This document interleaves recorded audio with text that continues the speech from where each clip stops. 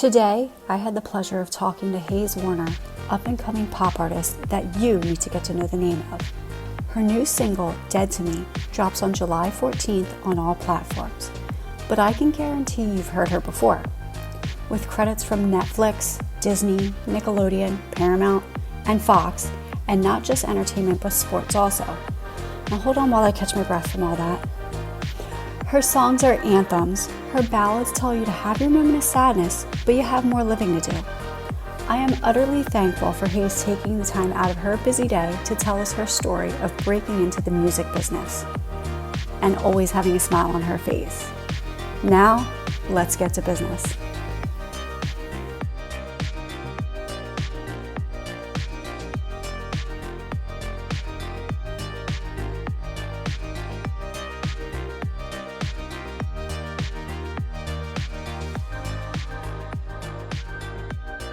Hey everybody, I am Tatiana Ryan and this is the Businessy Podcast. I am sitting here with pop phenom, Hayes Warner. Hey, thank you for coming, Hayes. Of course, thanks for having me. This is going to be so much fun because I love the music industry and you are doing some crazy, awesome things in the music industry right now. Thank you. Thank you. I'm trying. No, you're doing a really good job. So let's jump into things. When did you definitely know that you were going to be in the entertainment industry as a kid? I really I know it sounds cheesy, but I really always knew this is what I wanted to do. I started out in, the preschool musicals. And then I grew up in New York City, so I was around a lot of musical theater and I went to a lot of auditions. I was in a lot of shows.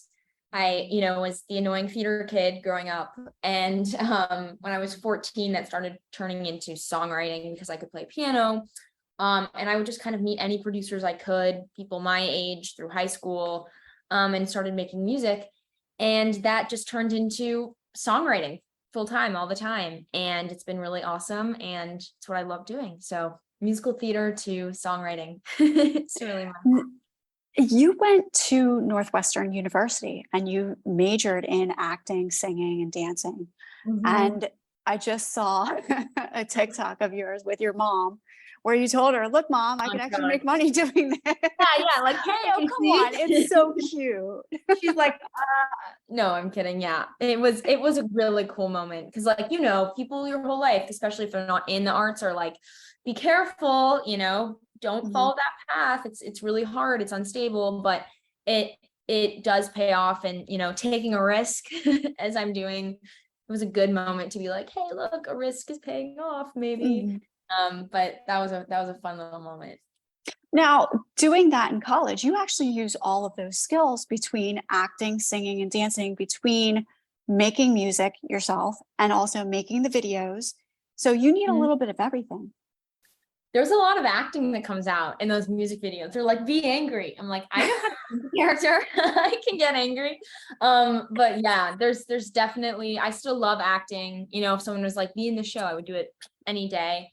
But the biggest thing that came from musical theater, I think, is live performance shows, just knowing how to like get that stamina through a live show. Cause I'm like, wow, how do these people do this every night of the week? Like, crazy pop stars, but musical theater people, they're on Broadway, 8 times a week, and that's crazy stamina. So I got a little bit of practice, but I'm still hyper impressed, and I'm doing the incline walk while I sing. Well, you talk about the crazy stamina, and one of the artists that you credit as being part of your inspiration is Pink, who is from Philadelphia area, and her shows are nuts. She's like hanging from things. Yeah, like doing spins from the ceiling. Her shows are crazy. Now, you have a new single coming out, Dead to Me, which I hear a lot of Pink in there. I also hear a lot of Avril Lavigne and Gwen Stefani, especially. Totally. Like, what gave you the motivation to write that song? Those are my biggest instos, by the way, so it means a lot. But basically, long story short, what happened was my boyfriend at the time, I found out, was sleeping with one of my really good friends. And I wrote a bunch of different sad songs about it. Mhm. and it didn't really, hit the way I wanted it to. And it kind of, I wrote Dead to Me at a point after that experience had passed where I was like, this is honestly can be funny and sarcastic. And I can look back at it and be like, hey, look what you lost. And so it was really when I stopped writing those sad songs about that experience and I wrote this like anthemic, like F you know what I mean? Type Mhm. single that I really felt good about it. And I thought it summed up my whole experience and attitude about it now. So that is Dead to Me. It is how I feel about the experience now. Well, that's the one thing I noticed with another one of your ballads is that it's like, you're like, okay, this hurts, but we have to get up and we have to move on and we have to like keep going. Like, I 100%. can't, I'm not Yeah, going to be held back by this. 100%. Like my new music that's coming out, this new EP is definitely not about crying in my room anymore. I've definitely written a fair share of those songs, but that's kind of what this new era of music for me is about. Well, that's good. I think people need that right now. They need to be able to be lifted up and say, okay, I can get up and I can keep going and doing this. Get up and Now dream. you just signed with CAA recently, which is Creative Artist Agency, and you're actually writing songs for really, really big names like Disney, Netflix, Nickelodeon, Paramount, Fox. Can I keep going? No, that's what it. No, I'm How kidding. how is it hearing that like you're actually creating these songs? Do you ever have those moments where you're like, holy fuck, I just did this? 100%. I mean, with every win, every song that gets is pitched and gets in some sort of film or TV show like that, there's a ton of losses. So like there's a ton of music that doesn't get accepted. And so to finally have that moment that it's in a scene of a show that people watch, it's like it's just makes it so much sweeter, like Mhm. all that work and all those songs that won't see the light of day. But it has been really crazy. I love writing for film and TV because it's like you get to be someone completely different and write for a scene rather than about your life, which is refreshing. I'm like, no more Mhm. therapy. Um, and it's been really awesome. I love writing for film and TV. Well, not only film and TV, you also wrote something for sports, didn't you? Yes, that Tell that was us about crazy. that. I mean, when it came to it, I think that with that song session, we were just trying to write something that was like anthemic and could be an opening song for something, like a fight on, let's do this, we can win type song. And then when we saw that pitch come along, we were like, we have a song for this. So it was crazy. When we wrote it, I wasn't expecting that. I was like, this is a lot crazier. But yeah, so it's the Warriors theme song and it's awesome. Well, So you that's not just any team. The Warriors, like they've been on everybody's tongue right now. Everybody's talking about them because they're just such a great team. They're so good. And we were like, we manifested them being so good this year. It's our song. No, I'm kidding. But they are awesome. I'm becoming a sports fan. I wasn't. But now I'm learning the way of the court. I'm right there with you. Right there with you. Sixers were in, and I'm like, I really don't know much about basketball. Yeah, So, no, that's me. Like when you asked, yeah. like I could tell you really about the sport, but the song. Now, let's talk about style because you have so much style. And with your Oh, the video coming out for Dead to Me, you've taken on a bit of a twist of style from like the pop kind of to what is your style now? me like hanging on a a coffin. um, I really like a type of style that kind of matches my music that I've been making. Like I'd say just I really like loud in your face pieces, something that you're like, oh, that's kind of weird. Something that like isn't, your typical like suit that I was wearing kind of before. I really love dark colors. I'm like, my whole closet is black, so I can't really find anything. You have to like tear it apart. Black and silver, as you can see, it's my definite thing. But I yeah, got the memo. yeah, there we go. And I mean, I loved my whole life thrift shopping and, I love sewing and my best friend is, loves fashion too. So we spend hours just like getting things from thrift stores and sewing them together and making them different. So if I ever have a tour, which when I go on tour, I'm manifesting it, I'm going to try and sew my outfits, which is going to be saying it now so I can keep myself accountable. But Well, speaking about that, you've been out with some pretty big names, Fetty Wap, and you've already been out with Lewis Capaldi, or I know that's yeah, so what's that the was news? gonna be a really exciting tour. I was gonna go in October, November, but his mental health, he's taking a break from touring, which I totally appreciate. And I feel awful for that, but for him, but I think it's amazing that he's postponing his tour. Mhm. But so maybe I'll just, go out on my own. No. Well, you've already been to Dubai before, which is where you were going to be Yeah. performing. Yes, I was doing Dubai and I was going to do a few other dates around that. But last year it was supposed to happen, the tour with Lewis, and he postponed it to this year. Mhm. I was supposed to do it last year. He postponed it to this year, and then it did get canceled, but we'll see. Yeah. Well, I mean, with all the stuff you've been doing, you could definitely pull that off with going out by yourself or I hooking did up do with it. I somebody did. else. I did a mini Northeastern tour this summer. I'm gonna perform at Jones Beach, which is like my last date of it, this Saturday. So we'll see. But that's been my first experience of my own tour, which is scary, but it's also cool because then the people that are there are there, and they know your stuff, and it's awesome. Okay, well, let's back up to some of your other songs, like Shut Up, which is on my playlist right now, constant on repeat. I love it. And it's a, one of those things where it's dancey, it's poppy, but are you actually like putting yourself in someone else's shoes when you wrote that, or what were you thinking? So that one, I actually wrote that one about my friend and the way she flirts. And I kind of take inspiration from her when I'm not feeling confident enough to flirt. So I wrote Mhm. that song about her. I was at a bar. She liked this guy. She'd been talking about flirting with him for like months. And I went in to eavesdrop on what they were talking about. And I just heard her like lightly teasing him. It was very obviously flirting, and there was like tension, but she was like, "Shut up. I hate your shirt," just making fun of him in very flirtatious way. And I thought it was really funny. And so it's kind of that like teasing, lighthearted, nervous part of, having a crush on someone. And that's what Shut Up's about. Oh, that's so cute.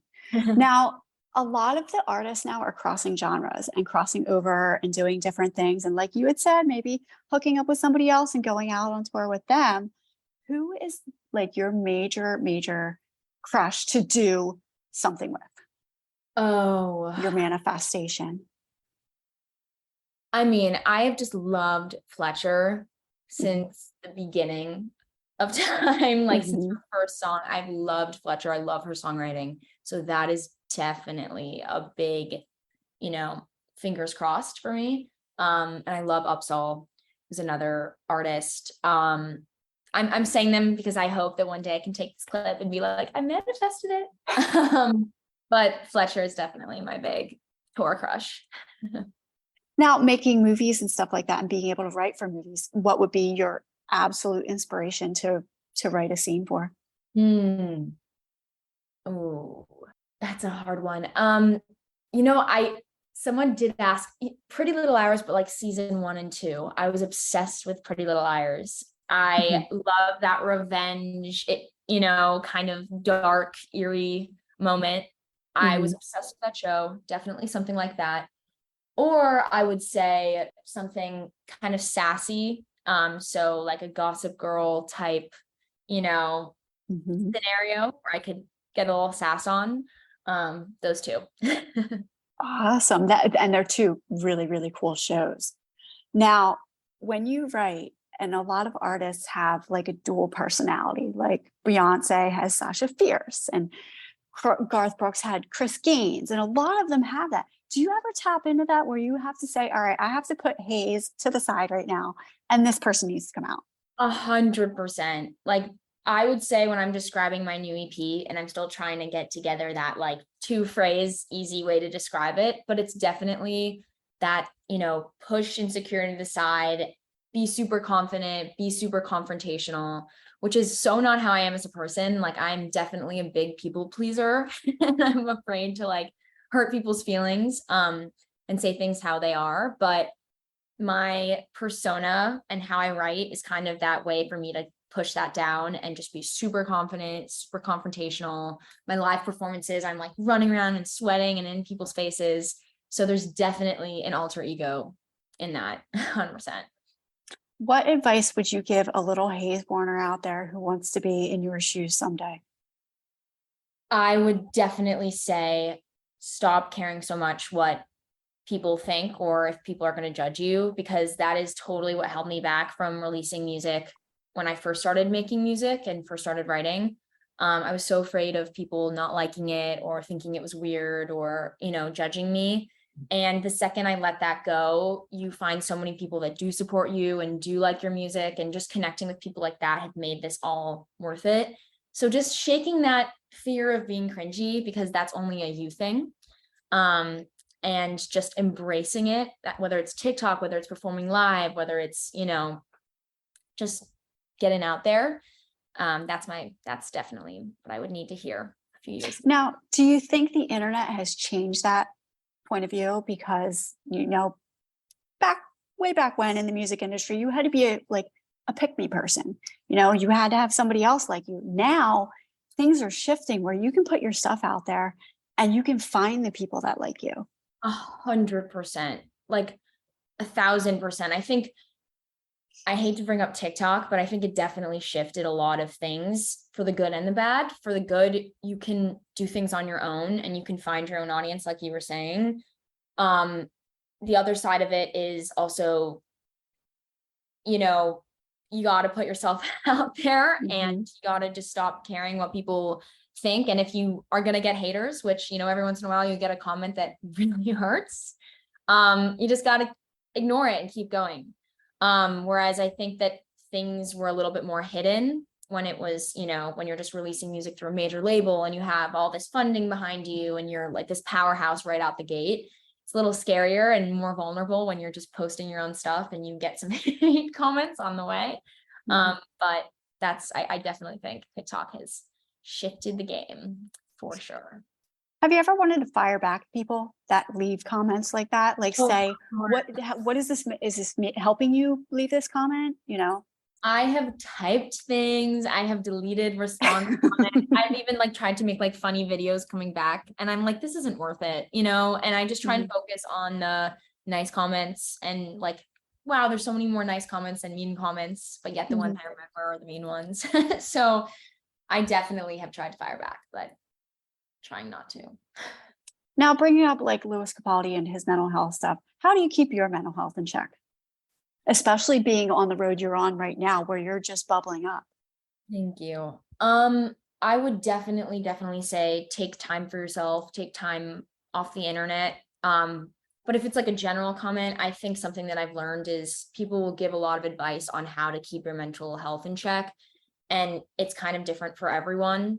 For me, I love, taking a walk and listening to music. Other people, do better, whether they're on antidepressants or anti-anxiety medication. And some people, therapy really works for them. So it's kind of just whatever works for you.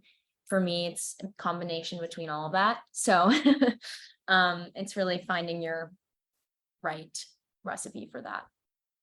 Now, everybody has that moment with their family where they hear their song on the radio. What did you and your family do to celebrate when you first heard your song? Oh, it was crazy. I mean, we just sat in the car, the whole round that it was on for that week. And we just would every moment we could be to get in the car, we would just sit in the car and drive and wait for it to come on and blast. I would videotape it. Spent a lot of moment in the car. A lot of time in the car. That's how we celebrated, waiting for it to come on. Yeah, it was really cool. It was really cool. Well, there should be a lot of celebrating moments coming up because you have got so much going on. And I am so glad you came on with me and took the time out. I really, really appreciate it. Where can everybody find you on social media right now? So on Instagram and TikTok, it's just my name, Hayes Warner. Honestly, on everything. I'm YouTube, Twitter, Threads just started last night. I'm on Threads. Okay. I'm on everything as my name, Hayes Warner, and all streaming platforms too. So okay. So the single Dead to Me comes out July 14th July 14th. Yeah. And that will be, everything's going to be linked in the description of this podcast. So everybody will have very, very easy access. But you have to keep us up to date with what's going on, where people can come see you too. I will. Manifesting a tour. So Okay. I'll come to you. Awesome. Hayes Warner, thank you so much. I greatly appreciate you taking the time out to do this and talk to everybody. And especially, like I said, the kids that are out there that are saying, I want to do this. I want this to be my life. How do I get there? And giving them the business aspect of how to be in the music industry. Mm-hmm. Of course. Thank you this was so fun. Thanks for all right. Thank you so much. I'm Tatiana Ryan. This is the Businessy Podcast. And thank you, Hayes Warner, for being with us. Thank you.